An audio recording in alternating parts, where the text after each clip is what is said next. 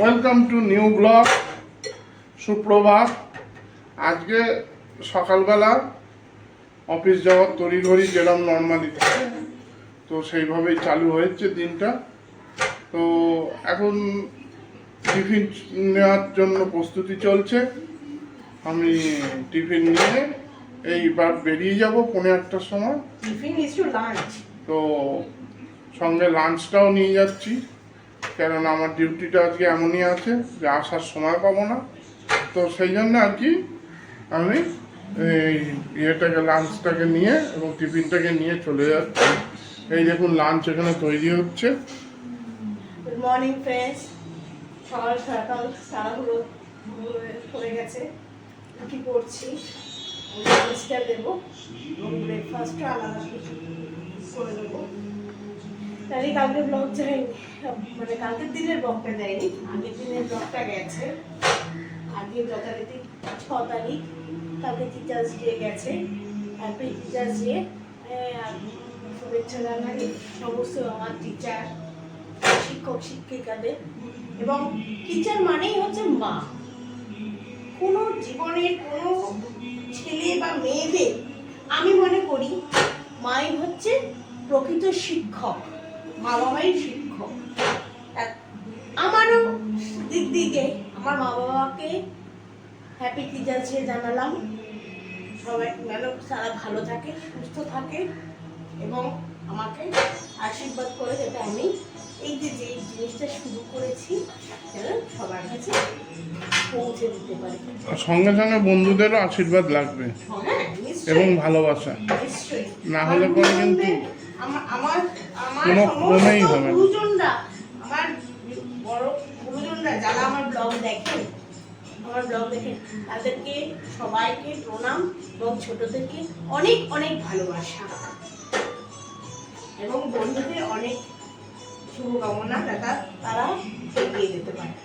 দেখছেন বন্ধুরা কত কষ্ট করে আমরা দিন যাপন করছি এবং নানান রকম চিন্তা, নানান রকম অসুবিধে, এর মধ্যেও আমরা জিনিসটা এগিয়ে নিয়ে যাচ্ছি।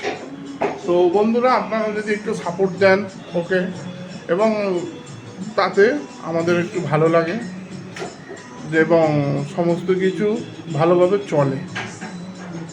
তো বন্ধুরা, এই হচ্ছে ব্যাপার। এখন এই আলুর তরকারি এখানে তৈরি হচ্ছে। এই যে আলুর তরকারি, পটল ভাজা, সমস্ত কিছু রেডি হয়ে রয়েছে। এখানে এখন গান শোনা হচ্ছে, হনুমানজির গান। এতক্ষণ মহামৃত্যুঞ্জয় মন্ত্র শুনি আমরা সকালবেলা, তো সেইটার পরে এখন আবার এইটা চালু হয়েছে। তো আমরা এটা দেখি, এর মধ্যেই আমার সময় হয়ে এসছে প্রায়। আমি এবার আস্তে করে গাত্রদান করব অফিসের দিকে। তো তারপরে আবার নতুন করে কথা হবে। আজকে চেষ্টা করব অফিসের মধ্যে মাঝে মাঝে আপনাদের সাথে যদি পারি একবার করে কথা বলতে। আজকে আপনাদের নতুন জিনিস দেখাবো, কথা দিলাম, ঘরের মধ্যেই নতুন জিনিস দেখাবো।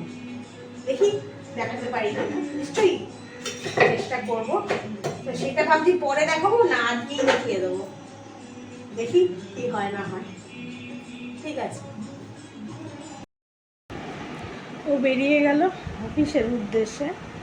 এবার আমি আমার নিত্য কাজগুলো সারি, তারপরে সন্ধ্যানি করবো, ব্রেকফাস্ট করবো। দেখলেনই তো সকালবেলা সবই হয়ে গেছে।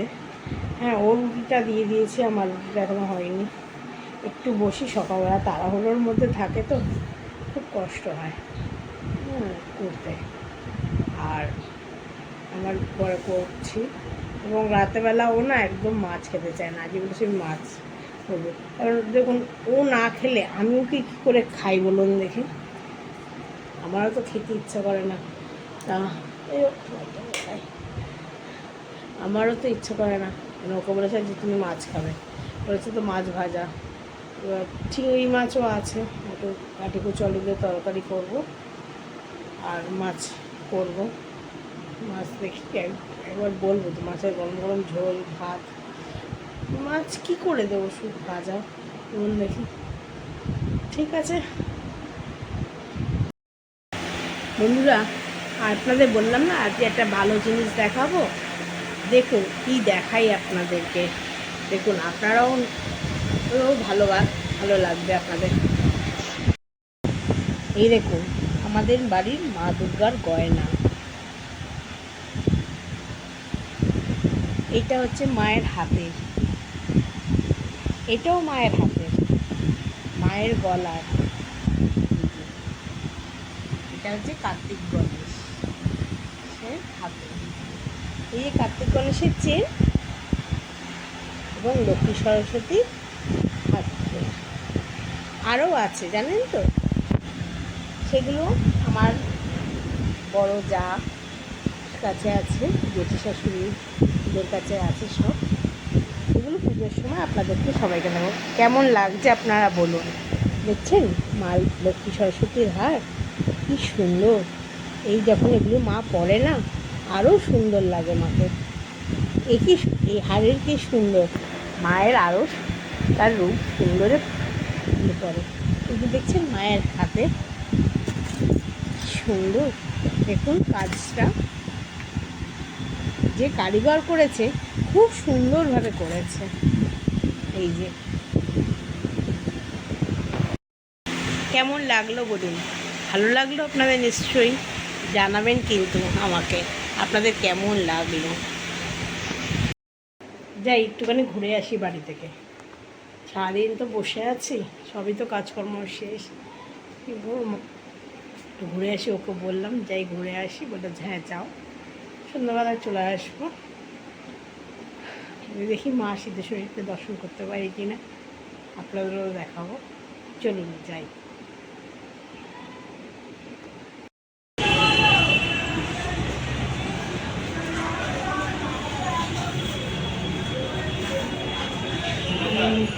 দর্শন করলাম।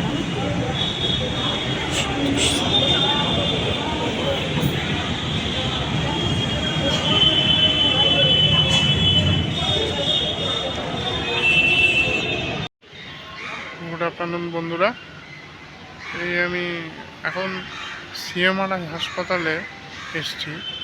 আমাদের অফিসের একটা অসুবিধা হয়ে গেছে, তো সেই জন্য এখানে সকাল থেকেই আছি। তো এখন এই নুনে দুপুরবেলা মানে এখানেই মোটামুটি মনে হচ্ছে লাঞ্চ করতে হবে, আজকে যাওয়াও যাবে না বাড়িতে আর। তো সেই হিসেবে আমি এখানে সমস্ত করছি।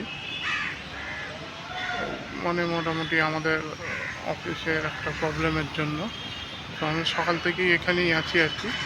বেশ গরম, বাইরে রোদ প্রচণ্ড গরম, প্রচণ্ড ইয়েতে চলছে। তো সেই হিসেবে আমরা এখানে এখনও চলছি। তো বন্ধুরা, আমি আপনাদের সাথে একটু পরে আবার কথা বলছি। হ্যালো বন্ধুরা, গুড ইভিনিং।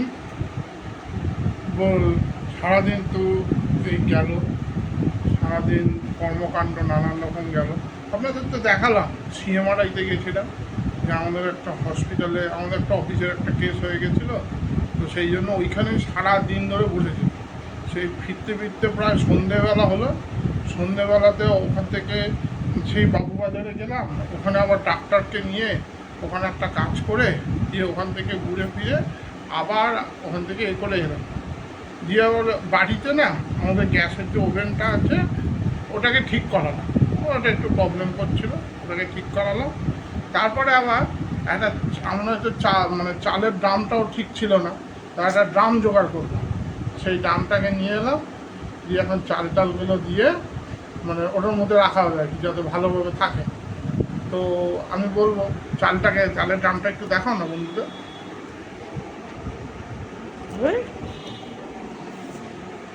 খুব ভালোভাবে করে এখন এটা ঠান্ডা জল খাচ্ছি।